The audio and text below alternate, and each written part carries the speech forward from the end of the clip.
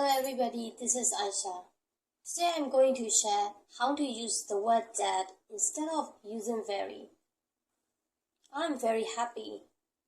I'm dead happy. I'm very annoyed. I'm dead annoyed. I'm very hungry. I'm dead hungry. Very is dead. Dead is very. So instead of using very, why don't you use the word dead to improve your English? But you can't use the word dead with extreme adjective. For example, I am thrilled. Not I am dead thrilled. You can't use the word dead with extreme adjective. I'm ecstatic,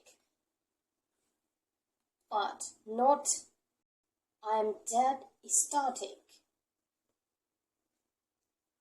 I have already made a video about extreme adjective.